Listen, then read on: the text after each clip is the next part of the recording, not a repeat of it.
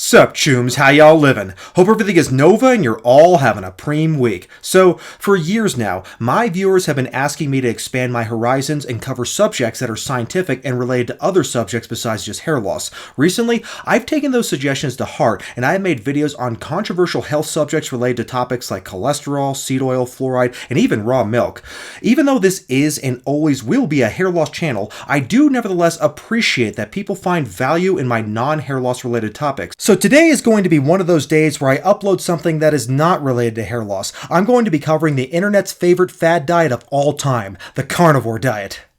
As you guys can probably imagine, I don't exactly have a positive opinion about the carnivore diet. In fact, I question whether or not it's even a serious diet to begin with. I really think it is just a reactionary troll diet that people promote to piss off groups of people they don't like vegans and environmentalists. It's definitely no coincidence that the carnivore diet's popularity coincides with the vegan diet's popularity on the internet. And that's because the carnivore diet is basically a way to rebel against not just veganism, but also all mainstream health and medical advice that is considered to be woke. The carnivore diet is basically just the own the libs diet. It's the fuck you can't tell me what to do diet. It's a puerile and immature way for childish man-children to get back at all the people who told them all their lives that eating vegetables is good for them. And since they're all hopelessly addicted to social media, the internet algorithms will send them down into these alternate realities where their smartphones will only recommend carnivore influencers who will tell them good things about their bad habits, and they will get absolutely enraged whenever someone promotes an idea that threatens to take away their metaphorical safety blanket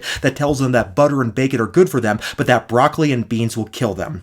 The reality is that the reason why they like the carnivore diet is because they think meat tastes good and that plants are yucky. The carnivore diet is basically just their way of coping with the fact that they have the palate of a toddler since their parents could never teach them how to eat vegetables. It's definitely ironic that most of the biggest carnivore diet promoters like Joe Rogan, they come from the online manosphere of internet tough guys because carnivore dieters literally are the most blue-pilled crybabies on the internet and they can't help but have an estrogenic meltdown anytime they hear someone tell them that an all-meat diet isn't good for their health and that they should probably eat some more vegetables. Of course, there are already plenty of videos online of people explaining why they think the carnivore diet is bad or why they think it's good, so rather than just repeat what everyone else is doing on the internet, I'm going to approach this subject a bit differently.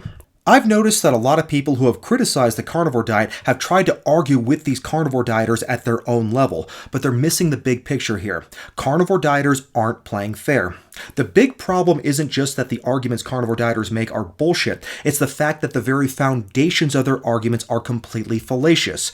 Even when you give them the benefit of the doubt, nothing they say makes any sense. So, in this video, I'm going to go over the 3 most common logical fallacies that promoters of the carnivore diet make. So, let me explain what I mean by that. I've been watching a lot of carnivore diet YouTube videos lately, and I've noticed that the arguments they use all follow 3 common logical fallacies. To best illustrate these fallacies and to prove how bad their arguments really are, I'm going to show you excerpts from 3 different videos that serve as examples of the logical fallacies that the Carnicut crowd commonly uses. I'm going to explain not just why the arguments use logical fallacies, but also show why the arguments are just flat out wrong. So, let's get into the first logical fallacy.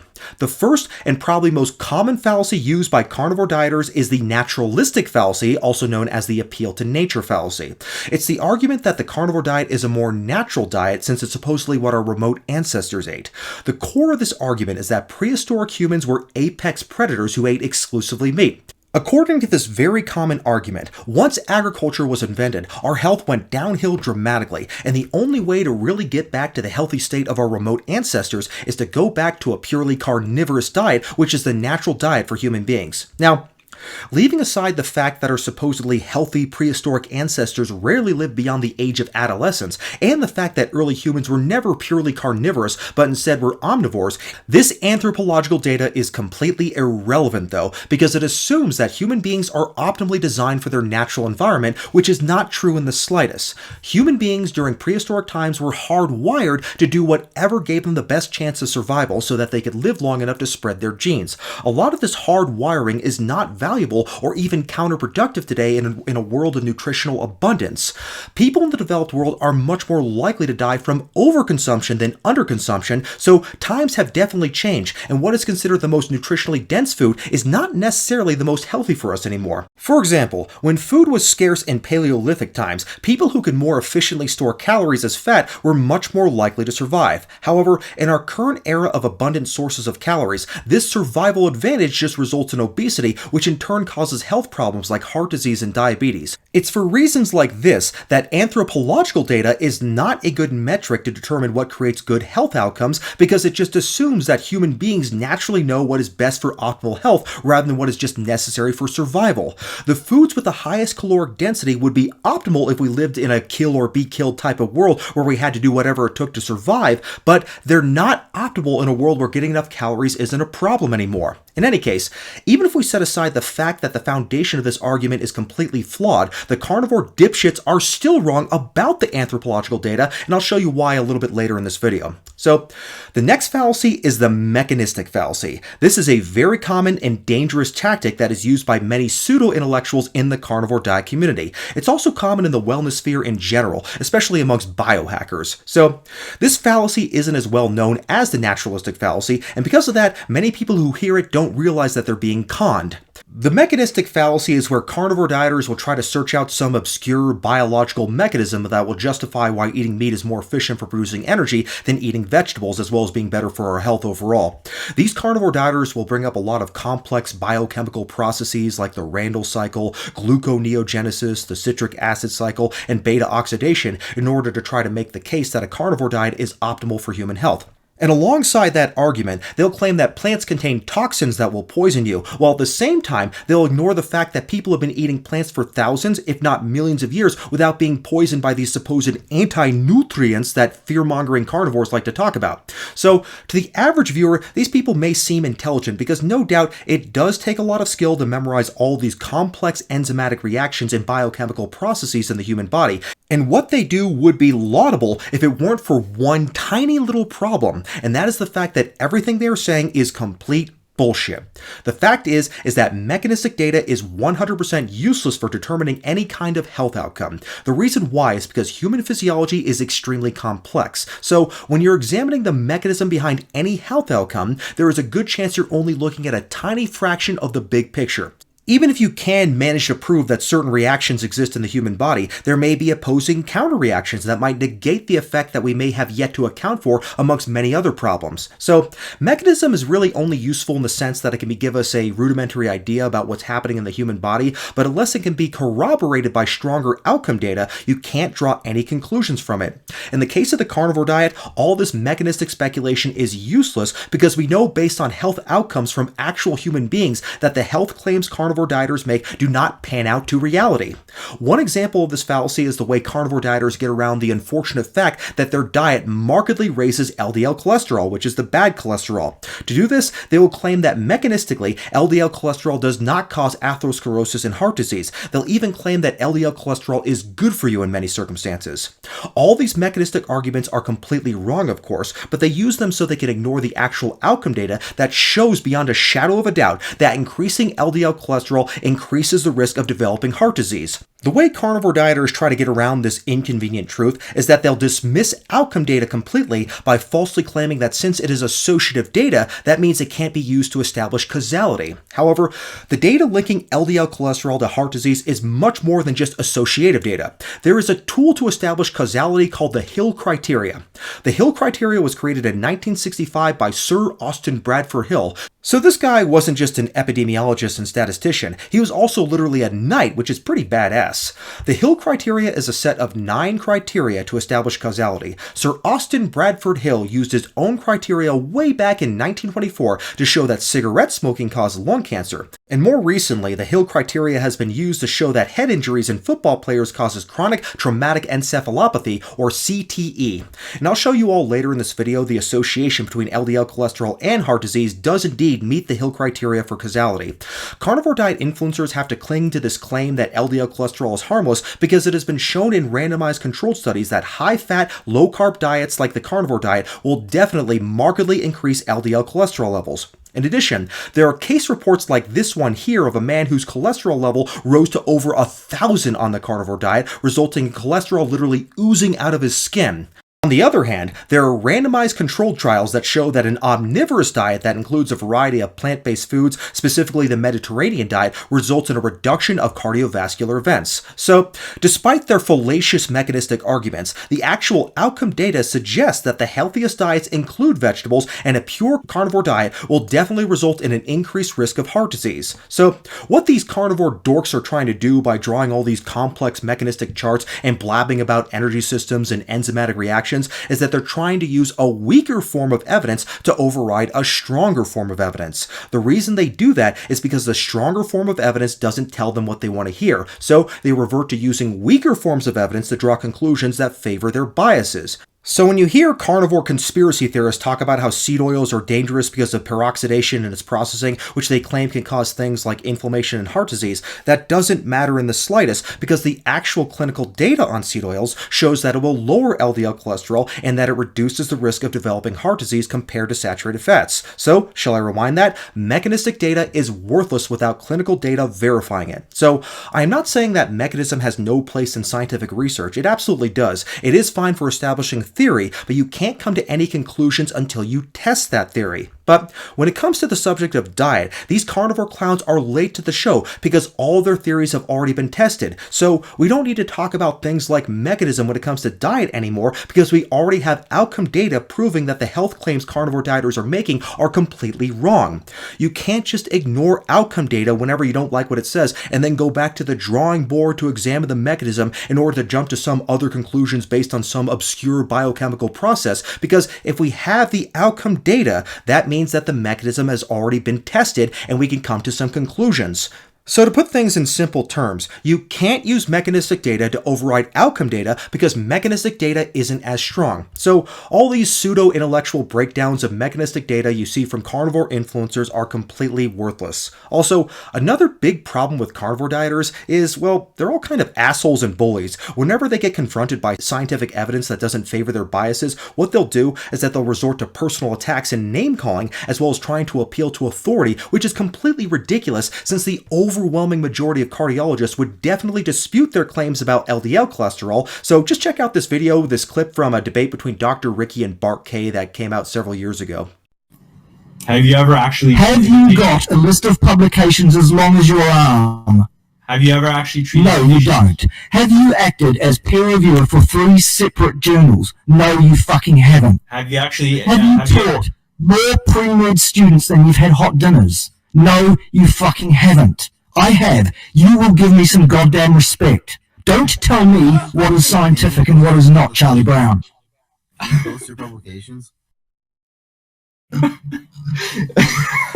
Bart, sorry man, sorry. Bart, look, I can say the same thing to you, man. I can say, have you ever treated patients? Have you ever prescribed medications? Have you ever actually practiced medicine? You've taught pre-med students, but have you ever been a medical doctor yourself? You haven't. So you've... We are here to discuss science, Charlie Brown. Science. And you're telling me about science, and you can fuck off, because I'm the one who's here to tell you about science. Okay, I'll make a deal with you, Bart. I'll make a deal with you. I will talk a mechanism with you if you change your statement, because I don't accept your statement that there's no evidence that LDL causes cardiovascular disease. If you want to change your statement that there's no mechanistic explanation for why LDL causes atherosclerotic disease, then I'll engage with you in the mechanism. But if you don't change your statement, I'm not going to engage with you. Okay, we're done here. So I'll go ahead and link the full debate below, and I highly suggest that you watch it because it is fucking hilarious. But the reason why Bart K, who is the pro-carnivore diet guy in that debate, the reason why he got so upset with Dr. Ricky is because Dr. Ricky called him out for favoring mechanistic data over outcome data, and Bart K refused to admit that outcome data constitutes a greater form of evidence than mechanistic data. Dr. Ricky, he even offered to debate mechanism just on the condition that Bart K actually admitted that outcome data is a stronger form of evidence. But instead, Bart K threw a temper tantrum and he started boasting about his academic qualifications, even though the person he was yelling at was an actual medical doctor unlike him. So this is pretty funny stuff. Finally, There is the third fallacy, which is the vegan bashing fallacy. Basically, it's their own version of the ad hominem fallacy. Many times, carnivore dieters won't even try defending their diet at all. They'll just talk about how much they hate vegans and how bad they think the vegan diet is. But there is a huge problem with this line of thinking. The first problem is that you don't have to be a vegan to think that the carnivore diet is stupid. There have been plenty of people who have criticized the carnivore diet who are not vegans themselves. Secondly, veganism, it could be the absolute worst diet on planet Earth. It could be worse than the Twinkies and Mountain Dew diet, or even worse than the diet that Jason Blaha eats. But that still doesn't automatically make the carnivore diet good. This is a false dichotomy that carnivore dieters rely on all the time. They think they can validate a horrible diet like the carnivore diet by convincing the world that veganism is awful, but the two arguments are completely separate. The carnivore diet objectively sucks, and whether or not veganism also sucks doesn't change the fact that the carnivore diet sucks too. Their entire argument is a straw man argument. We're not criticizing the carnivore diet because we think the vegan diet is good necessarily. We're criticizing it because the carnivore diet is stupid and dangerous. Attacking vegans is just an ad hominem argument that they use in hopes of triggering some kind of cringy political culture war where they hope they can convince the public that eating plants is woke. Also, by bashing vegans, the carnivore dieters deflect attention away from the diet that really does have anthropological and positive outcome data behind it, specifically an omnivorous diet that is mostly plant-based, like the Mediterranean diet. So, just to recap everything I've said so far, the carnivore dieters rely on three major fallacies: the naturalistic fallacy, the mechanistic fallacy, and the ad hominem fallacy. I'm not going to say much more about the ad hominem attacks made by carnivore dieters because literally every carnivore diet video I have ever seen includes personal attacks against vegans and veganism. But let's look at some examples of these other fallacies that the carnivore diet promoters use, starting with the naturalistic fallacy.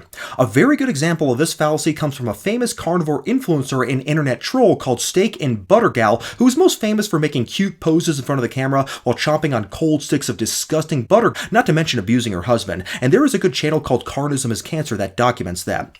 Amongst all the carnivore diet influencers I've ever seen, I think Steak and Butter Gal may be the worst of all of them, which of course is saying a lot. And it's not just because she's stupid, but also because she's a proven liar. In fact, the wellness influencer Jeney V made a video about her not too long ago where he proves that she is dishonest about her all-meat diet and that her views are not consistent with her actions, and I even wrote a comment on that video.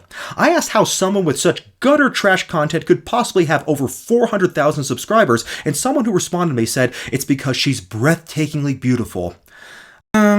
I'll admit she's not a bad-looking girl, but for a wellness influencer, she's not particularly fit. She looks like the kind of girl who thinks she can look athletic if she just starves herself. She looks very weak and unhealthy for a health influencer. I'd be surprised if this girl could squat more than 40 kilograms, in fact. She's young enough that she can still get away with living a shit lifestyle, but by the time she's my age, she'll probably look like she's in her mid-60s, assuming she even lives that long, which may not happen based on her blood work, and I'll get into that in a little bit. Also, I have seen plant-based female influencers who blow this girl away in terms of looks, like Naturally Stephanie and Bianca Taylor, and they don't have nearly as big of a following as the Butter thought, so I don't think her huge following can be because of her looks. It seems much more likely that she's popular because of the old adage that people love hearing good things about their bad habits. If you tell people that eating steak and butter every day is good for you, you're going to get a lot more attention than someone who tells you that vegetables are good for you, because most people like the taste of steak and butter more than they like the taste of fruits and vegetables. So it might just be a massive case of confirmation bias. But that's not what I'm here to talk about. Steak and Butter Gal's lies have been discussed plenty enough already, so there's no need to revisit them here. What I want to do instead is analyze a recent video of hers where she attempts to use anthropological data to justify the carnivore diet in order to prove that human beings are physiologically carnivores. So she is using a naturalistic fallacy, but even the points she makes are complete bullshit, fallacy aside. And I guess proving humans are carnivores was too big of a job for her to handle alone, so she invites her boy toy onto the show to help her do the job for her. Anyways, let's go ahead and watch some clips from the video. So let's talk about carnivores. You know, those animals that mainly eat meat? Well, here's the deal. Evidence suggests that humans are actually carnivores too. In this video, I'm going to break down 11 solid points that'll leave you totally convinced that we're designed to thrive on meat. Okay, Steak and Butter Girl believes that humans are actually carnivores, and when she says that, she means that humans are obligate carnivores like lions and tigers, and I'm tempted to say bears oh my, but bears are omnivores like humans. But the Butterthought doesn't believe humans are omnivores, or at least she feels that humans shouldn't be omnivores. She believes that humans should have an exclusively carnivorous diet, because that is their ideal diet based on evolution. So, the thousands of years that humans have been using agriculture has all been a big mistake, according to her. Anyways, let's go ahead and look at her 11 solid points one by one. Well, let's start from the very top of human anatomy with point number 1. Take a look at these animals. Notice anything different? Humans, like wolves, lions, and bears, have forward-facing eyes, and this evolutionary placement is 100% by design. It gives us excellent depth perception, which is essential for hunting and tracking prey. Unlike herbivores, who usually have their eyes on the sides for a broader view to spot predators, our eye setup is all about precision. It really highlights our evolutionary path as hunters, relying on our visual acuity to pinpoint exactly where our next meal will be. So, you'd think for her very first point she'd use her strongest point, but is this really it? The position of the eyes? Does she know what else has forward-facing eyes? Are primarily herbivorous cousins like the gorillas. And I guess she doesn't realize that there are carnivorous animals with lateral eyes like crocodiles and falcons. In fact, even animals with laterally facing eyes are capable of stereo vision, so the placement of eyes really doesn't correlate at all with whether an animal is a carnivore or not. Although it was originally thought that the primary use of stereo vision was to detect prey,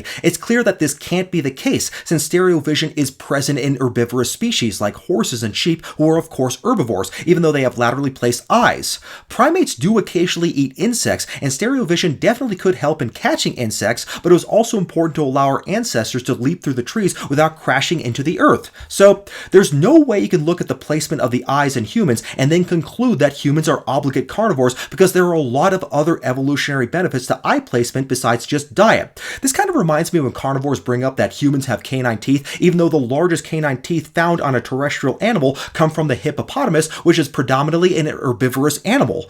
Let's talk about our stomachs. For carnivorous species, having an acidic stomach is absolutely crucial. Why? Because meat spoils much faster than plants, leading to a buildup of bacteria. An acidic environment helps break that down effectively and keeps us safe from potential harm. So if you guys don't know how it works, the lower the pH number is, the more acidic the stomach is. To really visualize this, our stomach has a pH of about 1.5.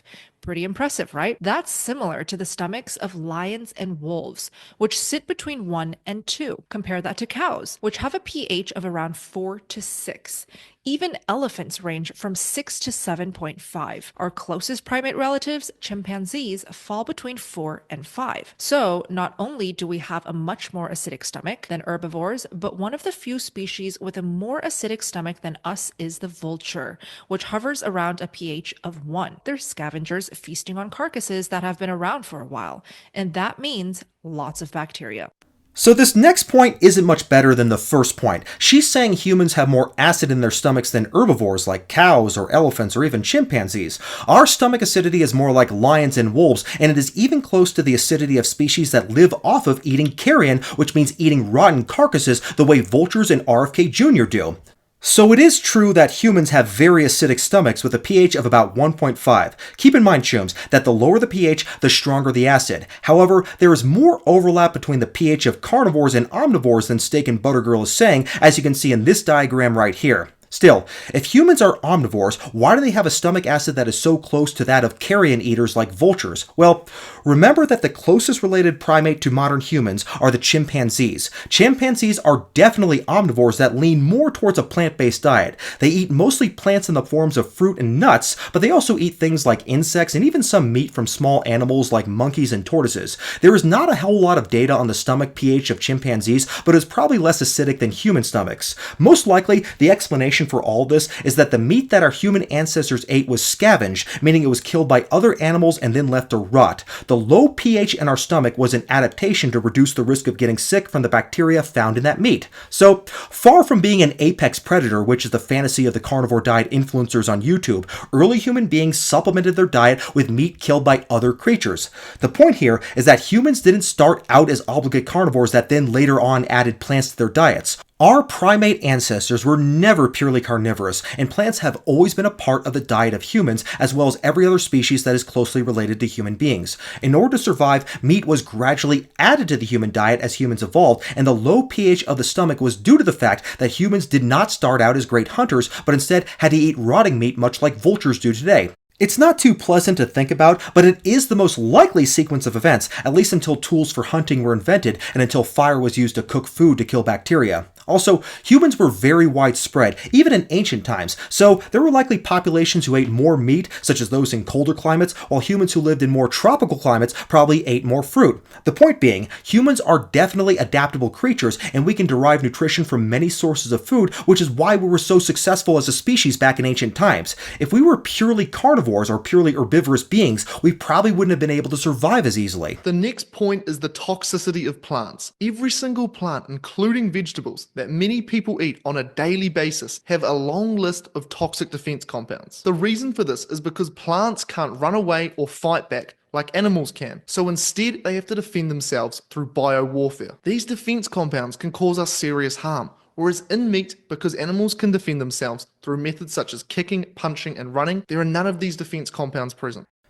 Okay, so this whole idea that plants are trying to defend themselves because they can't run away like animals do is probably the stupidest concept in this entire video. It's an idea that I think was invented by Eric Berg, or maybe it was Ken Berry on social media, and they don't talk about specific so-called anti-nutrients here, but I'm going to debunk that later on in this video when I go over a video by Eric Berg on that very subject. But just remember here, chums, that plants actually rely on animals to spread their seeds around. They produce tasty fruits that animals will eat, and then those animals will poop out the seeds.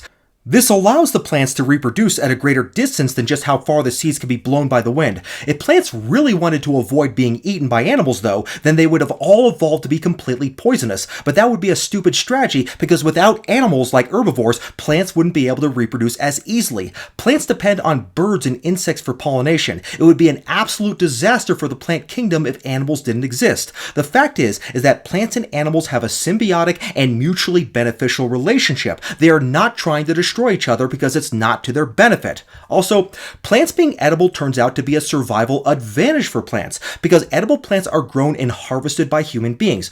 I mean, just think about this for a moment. Don't you think there are more potatoes around now with the advent of agriculture than there ever were during the hunter-gatherer eras of humanity? So, the plants that we eat are the most successful plants in the entire botanical kingdom. And since plants aren't sentient, unlike animals, it probably doesn't matter to them that their success was predicated on them being eaten by human beings. But in terms of natural selection and survival, humans eating plants has been a big boon to certain members of the plant kingdom, like those we eat. When humans consume fiber, it counts as 0 calories. We struggle to digest it, and while it may pass through us, it can actually cause gut damage on its way out. Gorillas, however, can convert fiber into energy. Their digestive systems are tailor-made for breaking down plant toxins, while we simply lack those adaptations.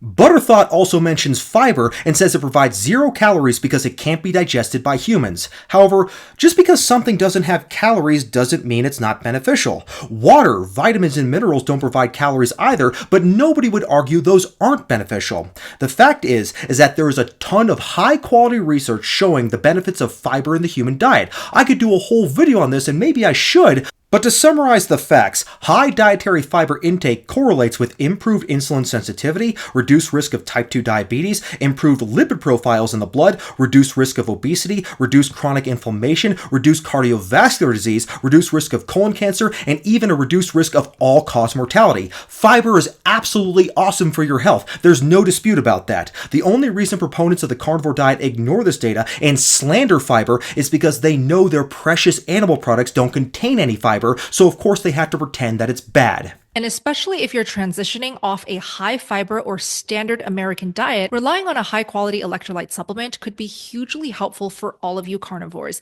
especially those of you experiencing carb withdrawals, headaches, muscle cramping, and those nasty adaptation symptoms. This right here is the one that I recommend, and it is from the brand Element, and very specific. So she next launches into a commercial for a product from a company she's sponsored by. So if the carnivore diet was so natural like they claim, you have to wonder, why do they have to take all all these electrolyte supplements. Carnivore idiots bash vegans all the goddamn time for supplementing things like B12, yet these carnicucks are supplementing with overpriced salt.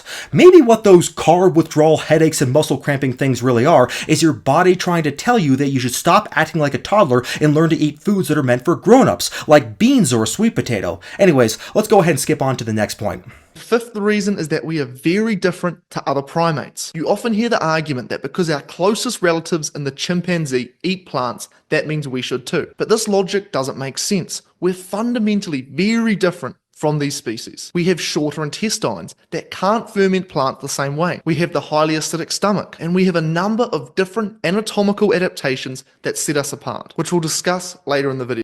Here, Butterthought and our Kiwi Simp talk about the intestines of humans versus other primates. We have shorter intestines than other primates, so we supposedly can't ferment plants. However, most likely this shortening of the intestines occurred because humans found other better ways to improve the digestion of their foods, including plants. With the invention of fire, plants could be cooked, making it more digestible. Beehives could be smoked to obtain honey, which is easy to digest.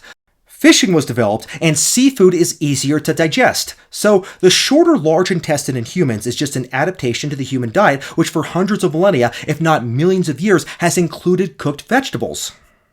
Let's talk fats. And not just any fats, but the specific kinds our bodies need for proper functioning, especially for brain health. The human brain is made up of carbon 20 and 22 fatty acids found abundantly in meat. We're talking about crucial compounds like DHA and EPA, which are essential for our cognitive function. On the flip side, plants mostly provide 18 carbon fatty acids. We can convert these to some extent, but our ability to do so is weak. That has had a major impact on us over the last 12,000 years since shifting our diets toward more plant-oriented options. Since then, our brains have actually shrunk by about 11%. Okay, this whole essential fatty acid issue I've already covered in this video here, which I'll link below. I won't repeat all the arguments here, but suffice it to say, although fish are high in omega-3 fatty acids that are important for brain function, the fish themselves get these omega-3 fatty acids from non-animal sources, specifically algae and sea vegetables, which are commonly consumed today. Humans can definitely do that too, and they can skip the intermediate step if they want to avoid eating fish.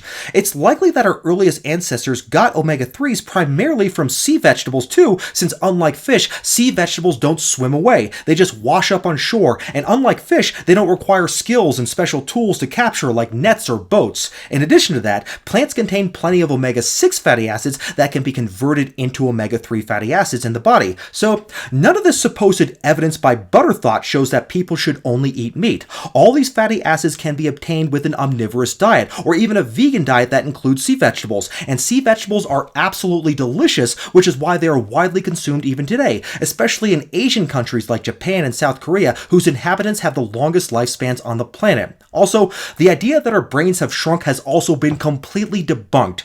It was based on bogus research that was based on the analysis of just 23 skulls. In fact, after reanalyzing the data, the researchers could find no evidence the human brain has shrunk over the last 30,000 years, and it probably hasn't shrunk over the last 300,000 years even. So, there is no evidence the invention of agriculture caused the human brain to shrink. This is an idea which is based on Lamarckian evolution, which is a complete pseudoscience, and is something I covered in my response video to What I've Learned, where I absolutely tore apart his video about seed oils, and I'll go ahead and link that video below too, because it further elaborates on this false theory about brain shrinkage in agriculture. The next reason is due to missing nutrients in plants. There are many nutrients that literally cannot be found in plants. Creatine, carnitine, vitamin B12, the carbon 20 and 22 fatty acids that Balla just talked about. In fact, with creatine, it is the most researched supplement in the entire world. And time again, we find that creatine supplementation significantly improves brain function. Without these essential nutrients and fats, our brain capability takes a serious hit. Okay, so how does this prove we are carnivores? I mean, you could make the case that missing nutrients in plants such as creatine and vitamin B12 argues against humans being obligate herbivores, but it doesn't argue against humans being omnivores. The implication for vegans is that they have to supplement things like creatine and vitamin B12 for optimal health, and sure, I'd agree with that, absolutely. However, there are missing nutrients in a purely carnivorous diet too, things like fiber, vitamin C, folate, and most importantly of all, antioxidants.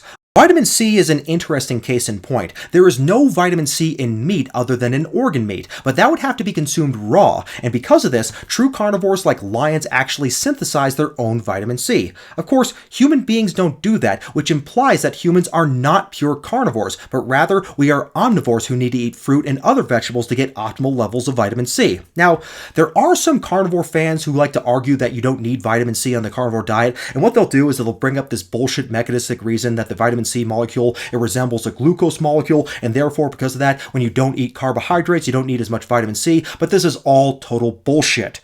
We know that people can and do get scurvy on a carnivore diet, as you can see in this case report of a 54-year-old man who developed scurvy on essentially a meat-only diet. And also, it's important to remind the carnivore crowd that just because you're not getting scurvy does not mean you're getting optimal levels of vitamin C.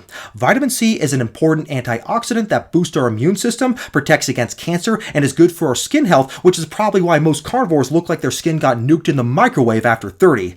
The only animal products that have vitamin C are organ meats, but that's only if they're raw since heat destroys vitamin C. But even organ meats absolutely pale in comparison to fruits and vegetables when it comes to vitamin C. Like for example, let's compare the vitamin C content in an orange that weighs 100 grams versus a serving of raw liver which is about 100 grams. Keep in mind, chums, carnivore dieters literally worship liver. They think it is ambrosia, the food of the gods. But let's go ahead and look at how much vitamin C raw liver actually has. It turns out it only has 1.3 milligrams of vitamin C, while the orange has 51.1 milligrams. The optimal vitamin C intake as recommended by the Mayo Clinic is 90 milligrams per day for men and 75 milligrams per day for women. There is no way anyone is ever going to meet that requirement by eating just raw organs. So even if you can manage to avoid scurvy on the carnivore diet, which may be possible, you're not eating the amount of vitamin C that you should be if you want to prioritize your health. Of course, a carnivore could get around that by supplementing vitamin C, but they'd never do that, not in a million years, because if they did that, then that would make them all look like hypocrites the next time they bitch about how vegans have to take a B12 supplement. The truth is, most of these carnivore dieters probably are taking supplements, they're just lying about it for the sake of propaganda. I mean, we already know that they take truckloads of electrolyte supplements, yet they act like taking a B12 supplement is the same thing as going on chemotherapy. Also, vitamin C is just one of many antioxidants that are found in plants that are not found in meat. Antioxidants are what fight diseases, they're what improve skin health by promoting collagen production, and they also prolong our life. They cannot be found in sufficient quantities on a meat-only diet like the carnivore diet. The benefits of antioxidants are so long, in fact, that I wouldn't be able to cover them even if this video were 4 hours long. But since the carnivore diet is lacking in antioxidants, it's something you'll never hear carnivore dieters ever talk about. You will also never hear them discuss how meat is loaded with pro-oxidants, things that actually promote cancer like heme iron, which is found in animal hemoglobin and which has been shown to oxidize LDL, which is very cytotoxic, meaning it kills cells. This is especially a big problem for carnivore dieters because their LDL cholesterol is so high it could probably give an elephant a heart attack. Another fascinating anatomical feature is our unique throwing arm. Humans are the only species that can throw objects with such precision and power. Just take a moment to watch a baseball game, and you'll see it in action. This unique ability didn't evolve from picking fruit or gathering plants. It developed so we could hurl spears and hunt animals effectively. Okay, maybe this is perhaps the stupidest part of the video. We are the only species that can throw things, but we are also the only species that can play the piano, write a novel, or land a rocket on the moon. What does any of that have to do with our diets? Sure, we can hunt by throwing rocks or spears, but we are naturally a tribal and warlike species, so we equally could have developed the throwing capability to kill other human species. There used to be many different species of humans in ancient times, and I'm sure we didn't end up as the only remaining human species due to peaceful reasons. In any case, the fact that we are capable of hunting animals and throwing things doesn't mean we should only eat animals. I mean, we are also capable of growing and harvesting plants, but that doesn't mean we are obligate herbivores. None of these arguments prove that humans are carnivores. None.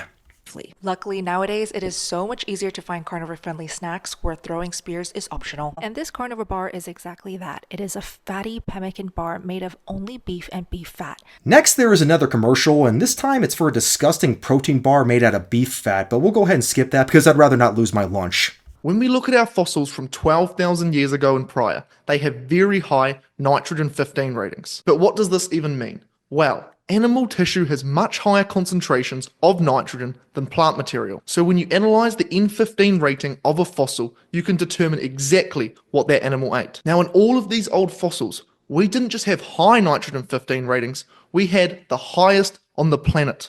Higher than wolves, lions, tigers, you name it, humans were the apex predator hypercarnivores. Now, what's also very interesting about these fossils that we find from 12,000 years ago and prior is that they had very few lesions and markings on them. When we find lesions and markings on a fossil, we can determine the person that fossil came from had some sort of disease, or at least some sort of infection. So when humans were eating only meat, our fossils were free from disease and free from infection. But Alright, I think I'm starting to smell some bullshit here, or maybe it's her keto breath. Even if this high nitrogen 15 rating means that humans ate animals, no one is denying this. Humans are omnivores. Like I said before, humans were not the apex predator during ancient times. Lacking claws and strong jaws like other carnivores, humans first started adding more meat to their diet in the form of carrion, which is basically just roadkill. So primitive humans were very similar to RFK Jr., except they weren't as stupid.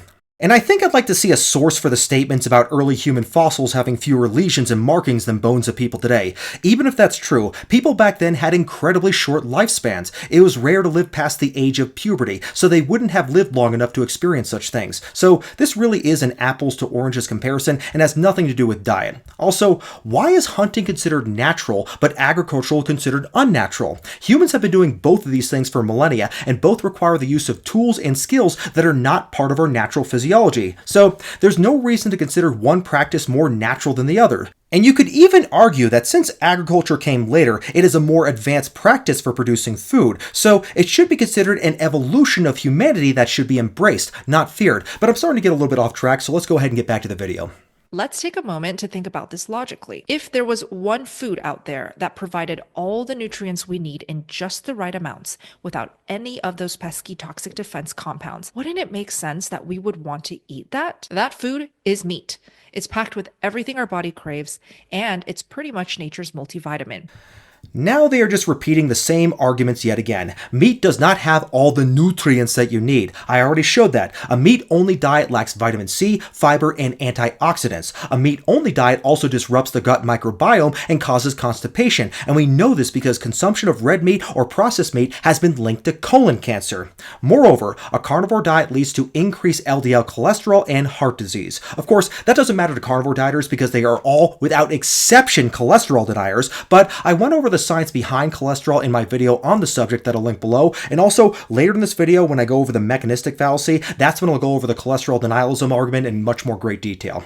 In fact, while we're on the subject of cholesterol, Steak and Butter Girl's lab values are available online, and you can see her LDL cholesterol went from the 80s on a vegan diet to over 260 on the carnivore diet. Her risk of developing heart disease has markedly increased due to her carnivore diet. She's a very skinny woman, but she has a higher LDL cholesterol level than Jason Blaha. Like I said, we'll get more into cholesterol denialism later in this video, but Steak and Butter Girl is literally risking her life with this diet, so hopefully there is someone close to her that can save her life, but that may not be possible since she has been effectively brainwashed completely. Finally, let's touch on something that really speaks to our primal side. Intuition. Every animal out there has a natural instinct about what they should eat. There aren't any scientists advising lions on their diets. They just rely on their instincts. And what about us humans? Well, think about it. If you give a kid broccoli, what's likely going to happen? They might just burst into tears. Our taste buds are naturally drawn to what we instinctively crave, and that often means seeking out rich, nutrient-dense foods like meat. It's our body's way of telling us what we truly need to thrive. So she ends her video with another really stupid point, that somehow people instinctively prefer an all-meat diet. Actually, the truth is that many people get sick of low-carb diets, and there are videos all over YouTube of people quitting the carnivore diet, which is no surprise because eating just meat probably gets really boring, and there are a lot of foods made from plants that people like the taste of. So she shows a kid who won't eat broccoli but will eat meat. However, you want to know what kids also like to eat? That's right, humans are even more attracted to sugar than meat and vegetables. That doesn't mean people should just be eating sugar, of course. It's just that from a survival standpoint, we tend to prefer foods that are more calorically dense since it gives us a better chance of surviving. But like I said at the beginning of this video, that evolutionary trait now works against us in a world of abundance. So how about we base our diets on what the science says rather than determining our diet based on what kids like to eat?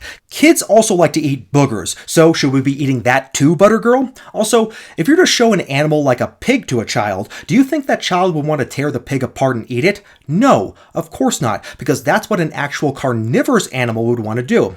A child, on the other hand, would probably want to pet the pig. Show me any carnivorous animal on planet Earth that would rather pet a pig than kill and eat it. So please, how about we listen to what cardiologists and scientists say rather than snot-nosed little brats?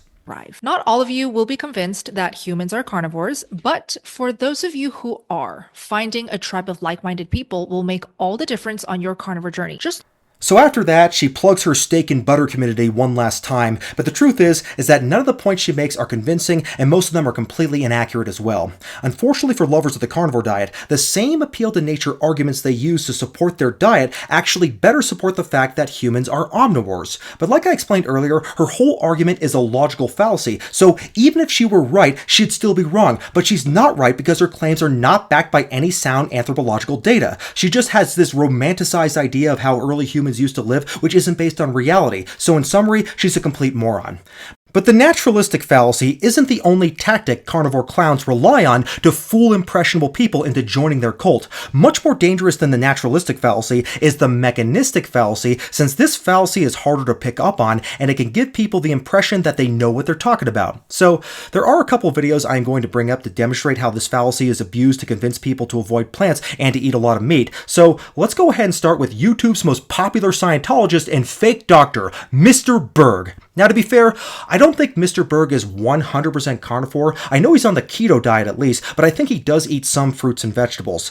I still think what he says is germane to my criticism of the carnivore diet though, because what he says here in the video about plants and anti-nutrients is pretty much verbatim to what carnivore dieters like to argue all the time. In fact, there's another video by an actual carnivore, Ken Berry, which is almost exactly the same as this video, but I think I'm going to go ahead and choose to respond to this Eric Berg video instead because he's a Scientologist and therefore he's more fun to bash.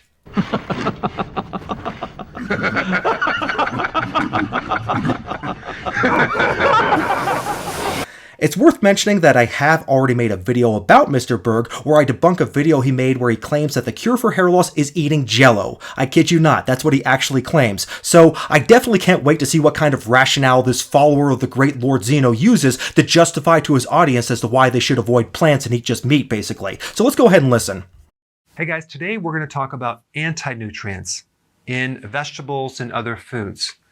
Plants don't like to be eaten. They've developed certain defense mechanisms to help them survive over millions of years because they can't run away. Wrong. So I already addressed this crap in the Buttergirl segment of this video. If plants were really trying to kill us, they're doing a pretty terrible job at it since there are people who have eaten them their whole life and can still live to be over 100 years old. Even Ansel Keys, who's literally the Satan in the carnivore diet religion, lived to 100, which is older than any carnivore dieter has ever managed to make it. Plants don't want anything because they're not capable of having a subjective experience since they're not sentient. They're just programmed to propagate, and in that context, their relationship with herbivorous animals is actually beneficial for them since that is how they cultivate their seeds. Furthermore, like I discussed earlier, it also makes them desirable targets for agriculture, which makes the plants humans eat more successful than the plants that we don't eat. That's why if you drive through Kansas, you'll see thousands of square miles of corn being grown, but inedible plants that actually are poisonous, like the eastern hemlock plant, are almost completely extinct.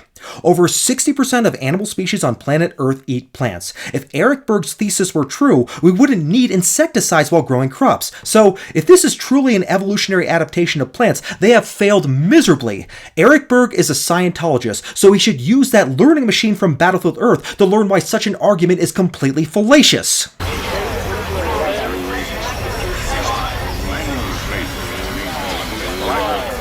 So let's start off with phytoestrogens. Okay, so certain plants like flax and soy have these little chemical compounds called phytoestrogens, and they can actually create a little bit of a birth control effect in insects. The whole concept of soy raising estrogen is literally alt-right propaganda that is promoted mostly by culture warriors, white supremacists, and internet tough guys in the online manosphere. The claim has zero scientific basis. Phytoestrogens, which are basically just plant estrogens, do not have any estrogenic-like effects in animals. In fact, there are meta-analyses that show that phytoestrogen intake in men from soy foods has no significant effect on total testosterone, free testosterone, SHBG, or estrogen levels whatsoever. It should also be mentioned that one of the nations with the highest soy consumption in the world is Japan, and Japan has samurais and ninjas in it, and as everyone knows, samurais and ninjas are incredibly badass, and they're also manly too, so anyone who thinks that soy is feminizing is a complete idiot. So for the purpose of surviving, because if you can make sterile all these insects and they won't reproduce, the plant survives. So that's an ingenious strategy. But Well, that would be an ingenious strategy, except that doesn't happen. Plants are not stopping insects or any other animals from eating plants. There are trillions of animals on planet Earth that eat plants, and there have been for hundreds of millions of years. There were even dinosaurs who ate plants, so this strategy from plants is just not happening. the problem that I see is not the phytoestrogens that you're going to buy from the health food store that are good for hot flashes or other health conditions, but the type of soy oil and soy protein isolates that are put out in certain veggie burgers and also even put in baby formulas. We don't know the long-term effects.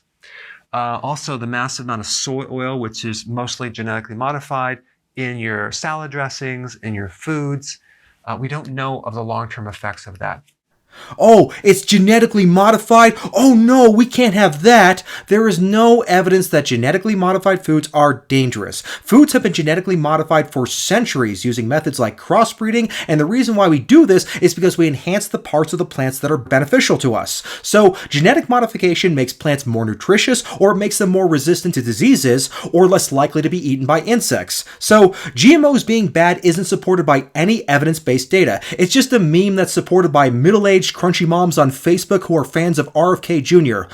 Also, Mr. Berg is wrong here. We do know the long-term effects of the consumption of vegetable oils like soybeans. In the past century, the rates of heart disease have gone down and IQ has gone up. This is all confirmed by meta-analyses which have looked at literally all the data on the subject and have confirmed beyond a shadow of a doubt that seed oil consumption has been a net positive for the human species. If you doubt me, then check out my response video to what I've learned seed oil fear-mongering video. Do you think you can make a stronger case than him, Mr. Berg? I'd like to see you try.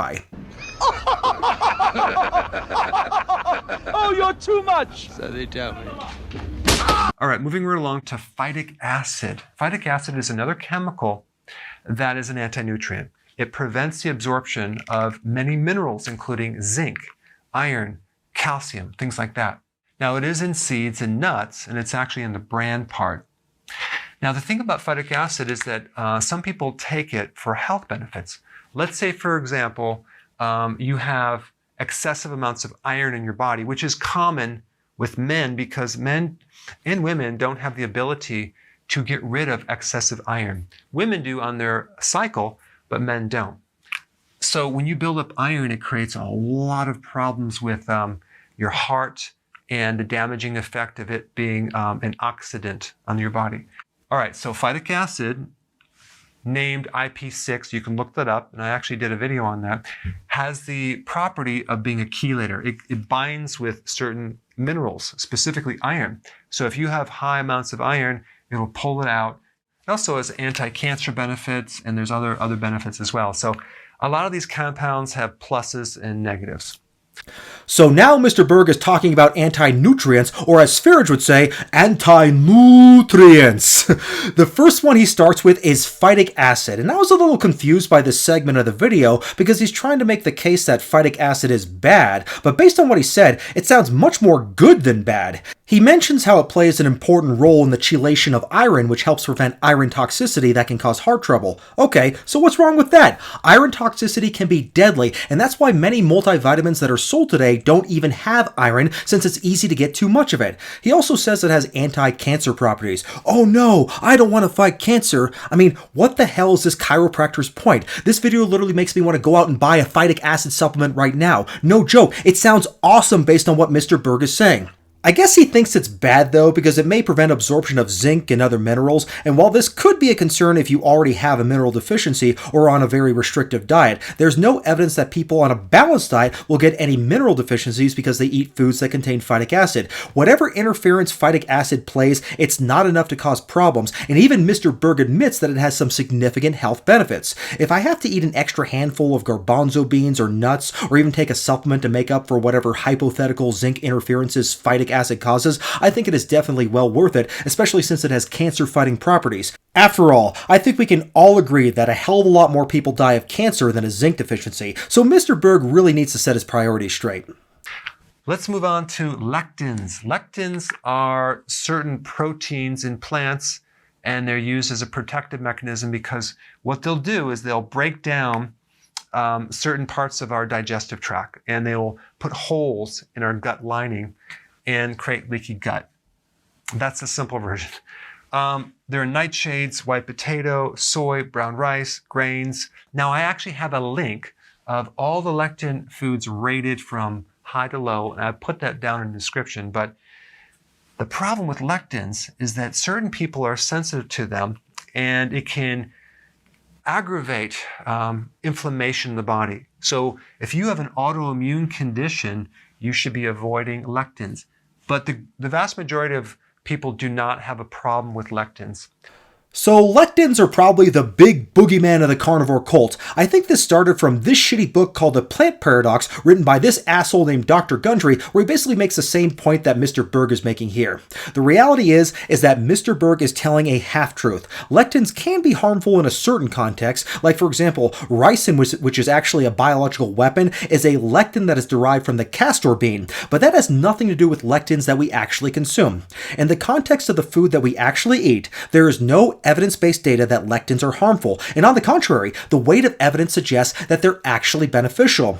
The foods that we eat that have lectins in them, like kidney beans and some grains, do contain a level of lectins that could theoretically be harmful, but that's only when they're eaten raw, since lectins are broken down by heat, which of course isn't a problem because nobody eats raw kidney beans, and if they do, they're idiots. So, lectins need to be consumed in an extremely high quantity to actually cause health problems, which isn't possible in any of the foods that we eat. The low levels of lectins that we do consume are actually beneficial in that they play a role in promoting a healthy gut bacteria, and they're found predominantly in foods that promote wellness and longevity in general, like vegetables, grains, and legumes. As far as leaky gut syndrome goes, this has only been observed in animal studies where the animals are fed extremely high levels of lectins that could not possibly be consumed on a human diet.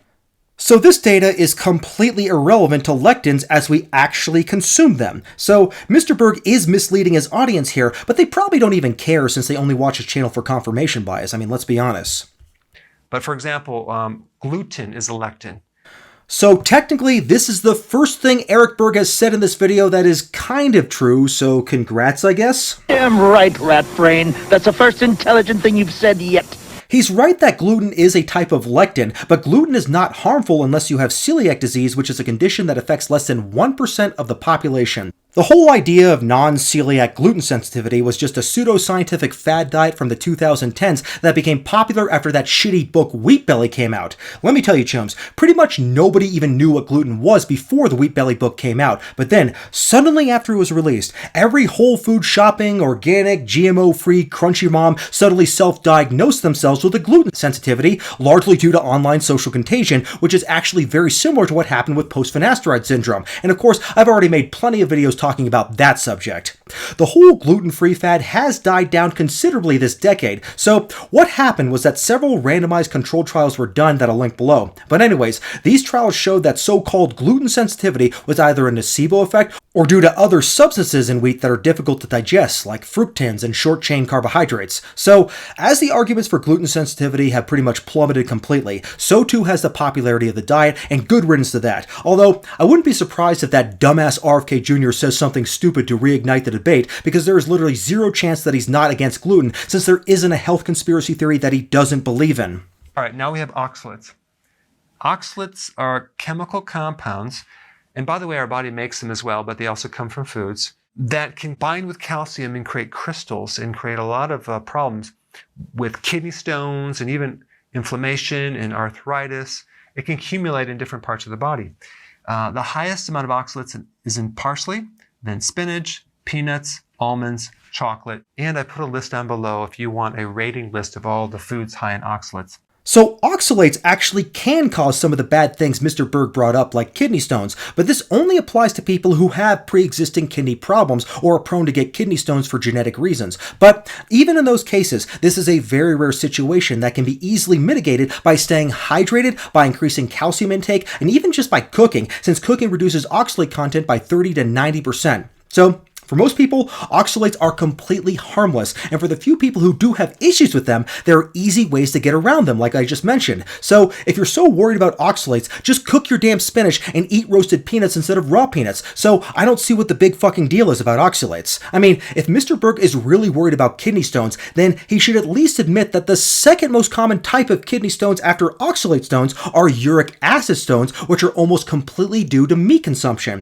So if you have issues with kidney stones, you can avoid oxalates from vegetables by just breaking them down from cooking, but you can't avoid the uric acid in meat that will cause kidney stones even if you do cook it. So if you have any issues with kidney stones, the carnivore diet is literally the worst thing you can possibly do for your health, but Mr. Berg never mentions that for some reason. Then we have saponins, which basically it's like a detergent that will dissolve a cell membrane.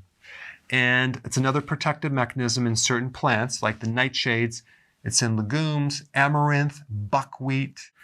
Okay, what the hell is he talking about? Saponins are one of the chemicals in plants that make them so healthy. The evidence for this is overwhelming. Saponins have antioxidant properties, they fight bacteria, they fight viruses and funguses. They play a role in reducing cholesterol, and they can stimulate the immune system, and they may even have anti-carcinogenic properties. Maybe it's because this video is 6 years old, but saponins are not even considered anti-nutrients anymore due to the extremely high quantity of evidence indicating that they have tremendous health benefits. Seriously, if you try to avoid saponins, then you're a complete idiot, which would make you a great fit for Mr. Berg's channel.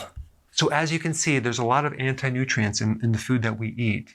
There's also, and I didn't even mention this, but there's enzyme inhibitors that block the enzyme to help break down protein.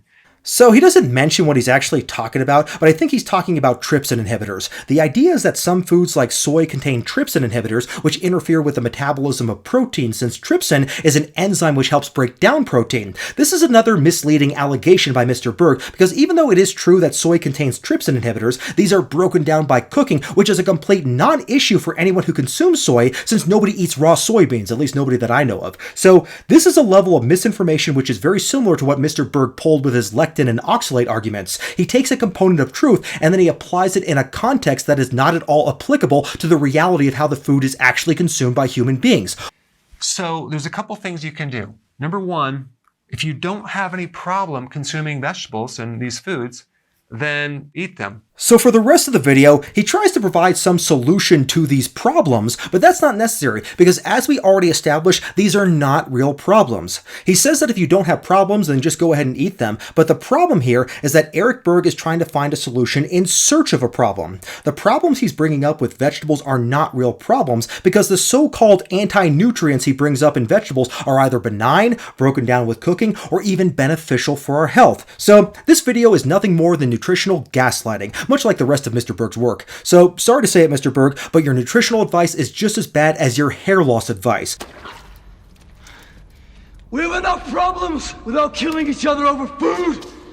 But I can't really get angry at you, Mr. Berg, because frankly, your audience really is the type of people who deserve to get scammed. So thank you for separating fools from their money. You're an inspiration to scammers everywhere. Actually, I heard you drive a Porsche 911, so let me know if you want to race my Kia EV6 GT sometimes, because that would be sweet. Hell, if you beat me, maybe I'll even delete this video. Alright, so I really wish I could end this with Eric Berg because this next kid is borderline unbearable to listen to. He's probably the snarkiest, smarmiest, smuggest pseudo-intellectual twerp I've ever encountered on YouTube. He's one of those people who thinks he can convince you that he's intelligent because he can do that thing with his eyebrow that Mr. Spock can do. You know, this thing.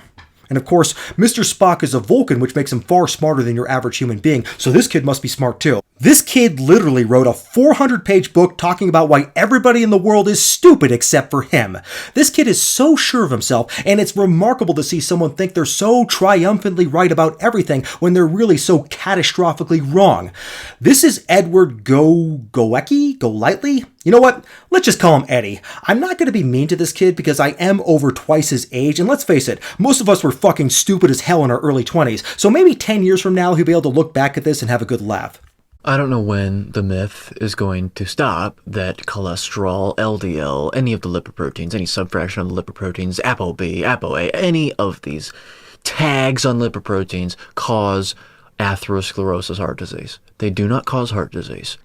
That's a good question. When will the so-called myth about LDL cholesterol end? Maybe it will happen after a nuclear war, or maybe it will happen if we change the educational requirements to be a doctor from MD to GED and we make Lauren Boebert a cardiologist. But I don't think that's going to happen anytime soon, so Eddie is going to be bitching for a very long time. Good thing he's young. I've written about this extensively in my book, Contraindicated. If you haven't bought that already, the second edition is out in paperback, hardcover, and audiobook formats. Link in the description below. I'm impressed that he's a published author at the age of 22, even if the book he published is really just 400 pages of nutritional satire. He could probably put it on his resume, though, if he ever wants to apply to be a writer at The Onion. But there's a reason that I bring this up. And it's because I was just emailed by someone, I was just sent an email by someone by the name of Cody, who decided to send me a doctor's note. He actually asked me about his note that his doctor sent him. So what is happening here is this guy named Cody doesn't trust his doctor, so he's taking advice from this random kid on YouTube instead, who he thinks is somehow going to have a more educated opinion than his doctor, who has actually examined him and has formal training and education in medicine. This would be like going to the gym to build muscle and then taking advice from the fat Zumba instructor instead of Ronnie Coleman. And it says, "Hi Cody, it looks like you saw the result of your cholesterol panel. So you got a lipid panel done. I wanted to reach out and get your thoughts." So, interesting. The doctor asking for thoughts and then following up with his thoughts as if, just makes it sound like he doesn't really care about the other person's thoughts. But anyway, an LDL of 236 is remarkably high. Okay, pause. High is a value judgment statement. It is a relative term. And therefore, when you use the word relative, it means relative to something else. Relative to what is the next question you must ask. Relative to what?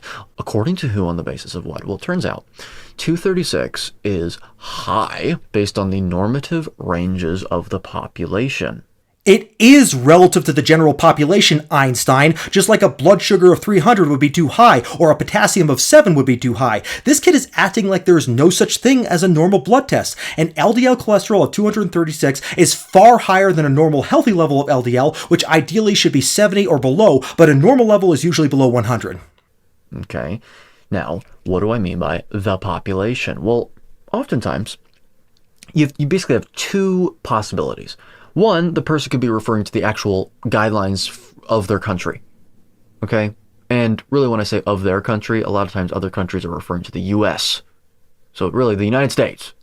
But the UK, I feel like they have their own measurements, for example. But a lot of countries refer to the United States, where I am, for that. Which, oh boy, like we don't have just as much corruption. Anyway, they could be referring to those normative ranges, the guidelines, right?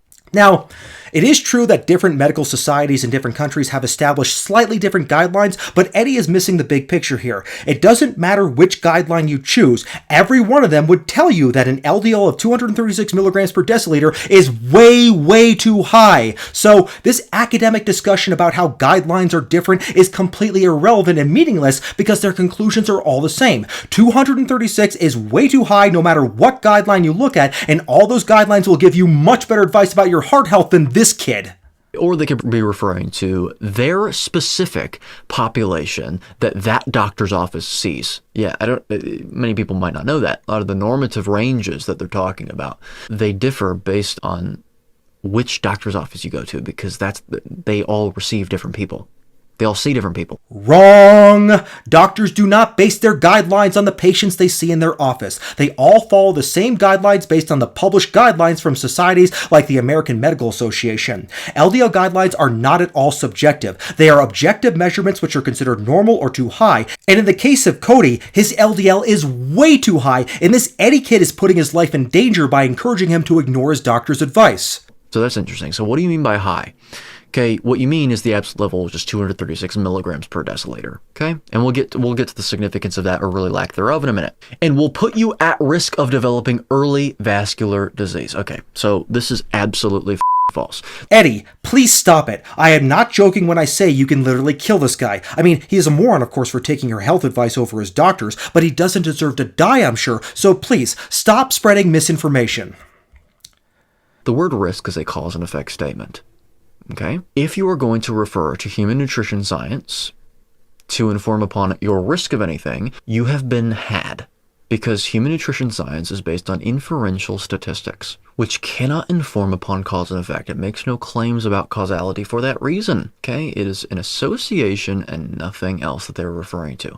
Second point to add, even within the area of human nutrition science, the associations are all over the place as to whether LDL, cholesterol itself, any of the lipoproteins actually contribute, well, really cause heart disease. Contribution is technically a different thing, logically speaking. Okay, so Eddie is claiming that the link between LDL cholesterol and heart disease is just an association, and you can't make any claims about causation based on that data. Well, he's completely wrong. We have much more than just associative data when it comes to looking at LDL cholesterol and cardiovascular disease. We have prospective randomized controlled trials where changing the LDL using either diet or drugs, including both statins and non-statin drugs, will modify the risk. In fact, I already mentioned the Hill criteria for establishing causation earlier in this video, and the link between LDL cholesterol and cardiovascular risk absolutely meets those criteria. If you're as nihilistic as Eddie is about the inability to establish causation, then you would also have to say that smoking doesn't cause lung cancer because all those studies are associative too. But like with LDL cholesterol, we know smoking plays a causative role in the development of lung cancer and heart disease because we know that if you stop smoking, the risk of lung cancer and heart disease falls, just like how we also know that if serum LDL levels go down, the risk of heart disease also goes down. This isn't quantum mechanics we're talking about here, chums, and people like Eddie do not sound smart by pretending that this research is useless. It just shows that he has an incredible bias against reality because he's an attention-seeking contrarian who thinks he knows better than cardiologists who are infinitely more qualified than he is. Whether or not it's associated in the first place, though, is ambiguous. There is no concrete evidence to support the claim that it is even meaningfully associated with heart disease to begin with, okay? So a lot of carnivore dieters will deny causative evidence, but I have never heard anyone go so far as to suggest that there is no associative evidence. This kid is just living in opposite land, where up is down, right is left, and Jason Blaha doesn't have Klinefelter syndrome. If you plot the data from literally dozens of independently done studies on LDL cholesterol and cardiovascular risk, you get incredibly strong correlations, as you can see in this graph right here, or in this graph. You can even look at the effects of lowering LDL cholesterol directly on the coronary arteries. The lower the LDL cholesterol you achieve, the more regression of atherosclerosis occurs, and this is based on not just one study, but 14 separate studies. Since cardiovascular risk is directly related to atherosclerosis, it's clear that lowering LDL cholesterol lowers risk of atherosclerosis and heart disease, and this has all been demonstrated in multiple studies too. Looking at all these graphs, you will never see a tighter correlation in biological research than you're seeing in these graphs. So it's completely ridiculous for Eddie to claim that this association is at best ambiguous, because it's not. There is no ambiguity at all. This is as strong as research can possibly get. Second point. And the third point, if you actually look at the etiology of heart disease, you will understand, you will see very clearly that plaque accumulates not in the entirety of the vascular system, even though cholesterol is present in basically equal amounts, in both sides, the venous and arterial side of the vascular system. That's interesting. So not only does it accumulate in one side, which is the arterial side, it accumulates in set sites in the vascular system, in the arterial side of the vascular system, which just so happen to be the sites that experience the most turbulent blood flow. Turbulence just basically being deviation away from a smooth and steady flow, in this case with respect to the blood, okay? Which will cause eddying and pools of blood in those areas, which will basically linger for longer periods of time throughout the pumps, and it will cause damage in those areas, which is your key sign. It's damage to the arteries that causes atherosclerosis over time. No, it's not just that, it's also the cholesterol. Let me show you, Eddie. Atherosclerosis occurs in high-pressure vessels, specifically arteries, and it does occur at areas of turbulence. However, it does not occur in the absence of LDL cholesterol. It's impossible. Turbulence causing damage to the endothelium of the arteries is a factor in initiating atherosclerosis, but LDL cholesterol is what leads to the actual plaque formation that ends up blocking the arteries. So if LDL cholesterol is low enough, atherosclerosis and heart disease is not possible. I strongly urge Eddie to read this recent thorough review article on the origins of atherosclerosis and actually educate himself.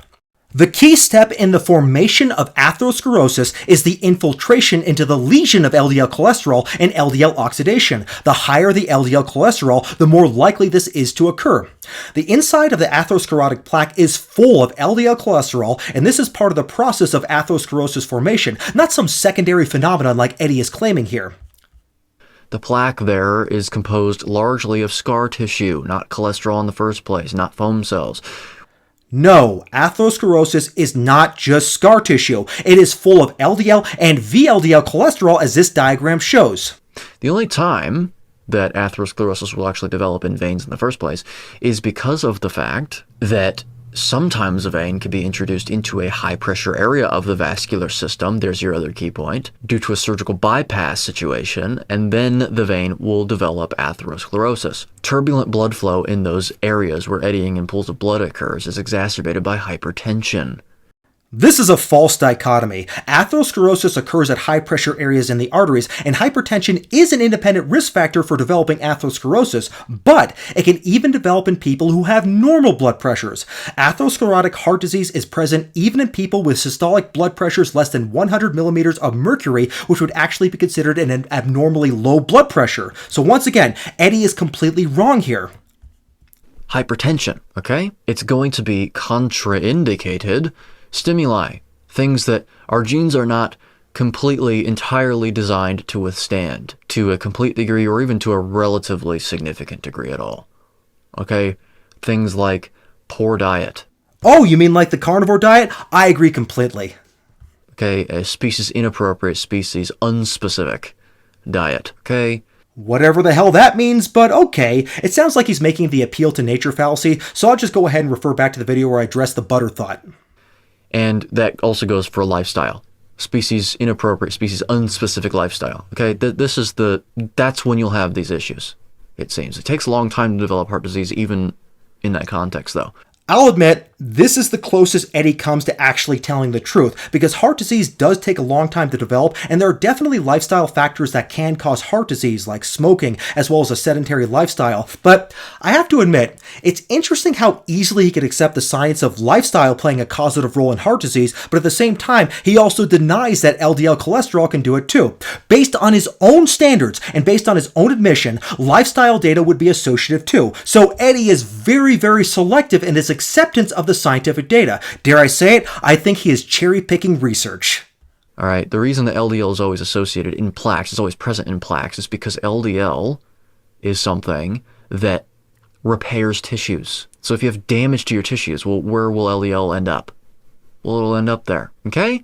And if the damage doesn't surcease at all, then what will happen to the LDL is it will stay there long enough to the point where the LDL itself becomes either oxidized or glycated if you're eating a bunch of contraindicated carbohydrates, because there's not 1 gram of carbohydrate required for human consumption, okay? But that will cause a localized inflammation to the area because the LDL is now recognized as a foreign protein because it's deranged so much, which will launch even further inflammation on the area, and it's just a negative feedback loop. LDL does not repair tissues. It causes inflammation, which worsens the atherosclerotic plaque formation. If LDL actually repaired tissue, then the higher the LDL, the less atherosclerosis you would have. But in fact, the exact opposite is true, as I've already shown. So this is more complete bullshit from Eddie the Contrarian. I hope his book has a refund option. Technically, he is right about carbohydrates. You could survive without eating a single gram of it, But since the healthiest foods that you can possibly consume, like fruits and vegetables, all have carbohydrates, it would be stupid to avoid them. There's a very good reason why diets rich in plant-based foods like the Mediterranean diet have actually been shown in randomized controlled trials to reduce the risk of heart attacks. So why would you want to avoid carbohydrates from healthy sources? I mean, certainly carbs from junk food sources like soft drinks and cupcakes aren't healthy, much to the disappointment of Jason Blaha, but this Eddie guy is acting like eating blueberries is no different than eating Fruit Loops. He's completely wrong, and the data proves that. Even though you can survive without carbs, there's no good reason to avoid healthy sources of carbohydrates, especially in favor of a heart attack promoting fad diet like the carnivore diet. It makes no sense. Also, it's clear Eddie believes that excessive carbohydrate consumption can cause heart disease, and he's correct. There is data showing that excessive consumption of simple refined sugars can actually cause heart disease, but this data is associative, so by Eddie's own standards, we should dismiss this evidence completely since he doesn't think it proves causation. That is the problem.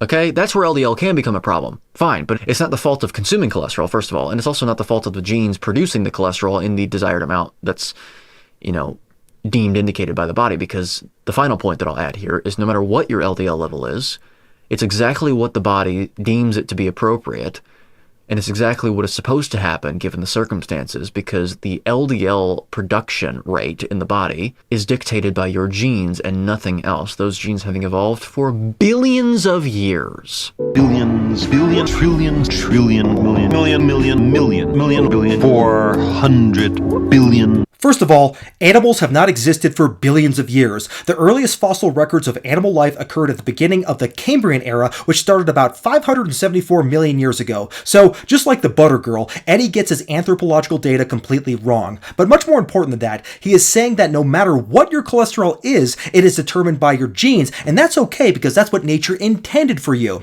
So I guess he must be unaware that there is such a thing as familial hypercholesterolemia, where people due to their genes have very high LDL cholesterol levels, and surprise, surprise, they have a 10 to 20 times higher risk of having heart disease than the general population. Conversely, there are people who are born with a PCSK9 gene mutation that gives them abnormally low cholesterol levels, and they have a greatly reduced risk of developing heart disease. How is this evidence not convincing for these people? Oh, but that's associative data and it doesn't prove causation, haha. Shut up! We've already been through that. Saying that whatever the cholesterol determined by your genes isn't a problem for you is like saying a type 1 diabetic with a blood sugar of 1000 is completely normal because it was determined by their genes. That's just absolutely insane. Evolution is not perfect. I mean, just look at Jason Blaha.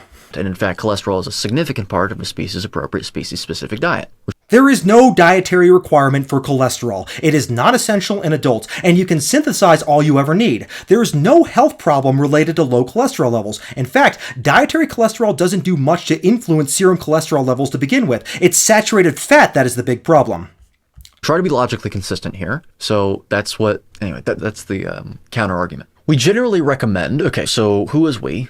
Really, they're talking about authority figures, so it's an appeal to authority. We generally recommend, so it's your opinion, so it's an appeal to consensus as well, statins for LDL greater than 190, regardless of age or any other risk factors. Okay.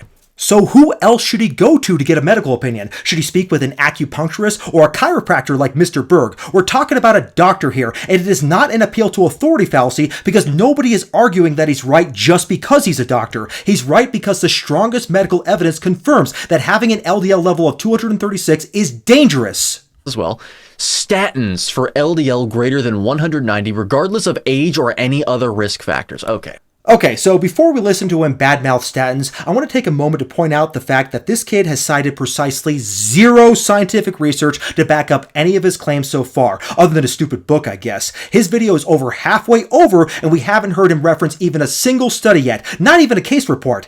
This is a fact-free, anti-scientific video where he's just speculating about mechanisms without any clinical data to corroborate any of his claims. So this guy doesn't just disagree with the science, he's flat-out anti-science, since he doesn't think he has to back up any of his claims with any actual scientific research. I guess he thinks he can just rely on intuition or common sense. I'll let you guys judge which form of evidence is more valuable. Statins work by interacting with your rate of cholesterol production, particularly LDL. But if you actually look at all of the things that it targets, the way that it targets LDL production is by cracking down on basically this enzyme called HMG-CoA reductase. However, that enzyme is not only responsible for cholesterol production, it's responsible for a lot of other things, the production of a lot of other things. Primarily, most relevant to the situation, your CoQ enzymes inside your mitochondria. But my CoQ enzymes! This is basically the exact same argument that the "but my neurosteroid" people make when they bash finasteride. The anti-finasteride people bring up other theoretical effects of blocking the 5-AR enzyme, even though there is no clinical evidence that these effects are clinically relevant. The same thing applies to statins. It may be true that the effects of the CoQ enzyme might explain some of the muscle aches that people get on statins, but these effects aren't anywhere near as important as Eddie is implying. Especially in light of the fact that statins stop heart attacks, which are the biggest killer of the human species on planet Earth. He's not done gish galloping just yet though, so let's let him continue. CoQ enzymes are, fun fact, the only enzymes that aren't made up of proteins. They have no protein in them to speak of. But they are a mobile transport protein enzyme that is in the electron transport chain. And the electron transport chain is very important for, it's the entire reason we breathe oxygen. It's very important for actual ATP production, particularly energy production to form ATP. Now, you can imagine that if you break that chain of command, so to speak, in any way, in any location in that chain of command, you are going to have serious issues when it comes to mitochondrial function. Okay, so first you have a reduction of CoQ enzymes. Okay, because it cracks down on the production rate. And so once the CoQ enzymes run their course, they usually need to be replaced. But if they're not able to be replaced, well, then they continue to function at a suboptimal rate, which will slow the rate. It'll at least contribute to, it'll have a slowing influence on the rate of mitochondrial function. And we all know, if you've read my book, once again, or if you've watched my channel long enough, if you slow the rate of mitochondrial function, it will basically correspond to a commensurate increase in inflammation. And there's a whole mechanism there. I explain it in my book. I explain it on my channel as well. I think I may have I've talked about it in some of my consultations that you've seen on the channel.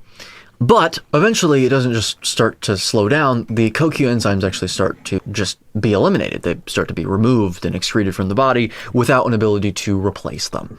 And when that happens, the electron transport chain can't work at all, and then the mitochondrion concerned dies. Okay, what tissues of the body are most concentrated in mitochondria? Pop quiz. I'll give you a minute to answer. Well, it happens to be muscle cells, including the heart, by the way. Well, what is one of the most common side effects that you can have occur when you are taking statins? Is it muscle soreness? Is it muscle wasting? Rhabdomyolysis? Well, that's really interesting. In fact, muscle cells are so energy dependent that if you start to remove mitochondria from them, or if you start to interfere with the function of sufficient amounts of mitochondria in them, the entire muscle cell will just simply fade away. Well, I gotta say, that was a word salad that would make Jordan Peterson blush, but I think what he's trying to say is that if you take statins, it's going to shut down your mitochondria and kill you. Well, this all sounds reasonable in theory, but once again, the outcome data completely debunks Eddie's mechanistic speculation. There actually was a randomized controlled trial that looked at the effects of statins on coenzyme Q levels with and without supplementation with coenzyme Q. The study found no effect of statin use on the levels of coenzyme Q, and in fact, supplementation had no effect on the incidence of muscle aches that people got from taking statins. So this is yet again another use of the mechanistic fallacy by young Eddie, and he's not done yet. Okay, it's one of the reasons why you won't see cancer develop in muscles. Okay, because cancer is specifically a mitochondrial derangement and dysfunction issue. Okay, well, the cell will actually just die because it can't work if it doesn't have sufficient mitochondrial function. Okay. Actually, cancer does occur in muscle cells. There are cancers called leiomyosarcoma and rhabdomyosarcoma that arise from muscle cells. So even though these are relatively rare cancers, maybe Eddie shouldn't make these blanket statements like cancers don't happen in muscle cells, because when he makes mistakes like that, you really have to wonder what else he's making shit up about here. Not to mention, I'm sure there are people dying from these muscle-related cancers that don't really appreciate this kid denying their suffering. Anyway, also you should look into the association, Cody's doctor, of, well, statin-taking populations and the presentation within those populations of ALS, an invariably fatal neurological condition, which is somewhere in the ranges of 11,000% or something like that, relative increase. I can put the study on the screen for you. And there's another clear mechanism right there. Not only does HMG-CoA reductase inhibition results in a decreased production of CoQ enzymes, so muscle issues are going to result in that, because they're the most heavily concentrated in mitochondria, right? So you would expect things to happen like that. But also myelination of your neurons. Myelin sheathing, it sheathes your neurons, hence the name, and it protects them. So that's also something. It's irreversible. It's an irreversible condition, and it's invariably fatal. So finally, Eddie actually tries to back up one of his arguments with a study, which is this study right here. It is based on the FAERS FAERS database, where people can self-report adverse events related to the medication they're taking. However, this is just another example of cherry picking, unfortunately. It turns out that there are also studies showing that statins have a neuroprotective effect against ALS and other neurological diseases like Parkinson's disease. So if you actually look at the data, you find there is no association between statin use and ALS risk. In fact, statins may help prevent ALS. So you're recommending statins, which are absolute mitochondrial poisons. Again, I wrote about statins extensively in my book, chapter 4. Okay? You should look at the fraud that was behind the implementation of those as well. You will never look at the FDA the same. Okay? Even if you are already jaded against the FDA, read that. You'll give them even less credence. If that requires actually buying, or even worse, reading your book, then no thanks. I'll trust the clinical evidence instead, and I'll use my reading time to read an actual good book, like Aurora by Kim Stanley Robinson, my favorite science fiction writer of all time. Great book, by the way. Okay, regardless of age or any other risk factors. Okay, so risk factors, again, risk is a cause and effect statement. There's no risk factors identified. There's associative factors. No, the data is causative. We've already been through this. At this point, you're basically just arguing semantics. All the data on statins, LDL cholesterol, and heart disease meets the Hill criteria for establishing causality, and there are randomized control trials that also establish causality. It doesn't matter how much you plug your ears and plug your book. The facts speak for themselves no matter how much you go, nah, I don't want to believe it. It's true. Get over it. Okay. Your diet is certainly the main driver here. Okay. Well, actually, you don't know that. You 100% do not know that. Many people that adopt a carnivore diet actually have a decrease in total cholesterol and LDL. That's interesting.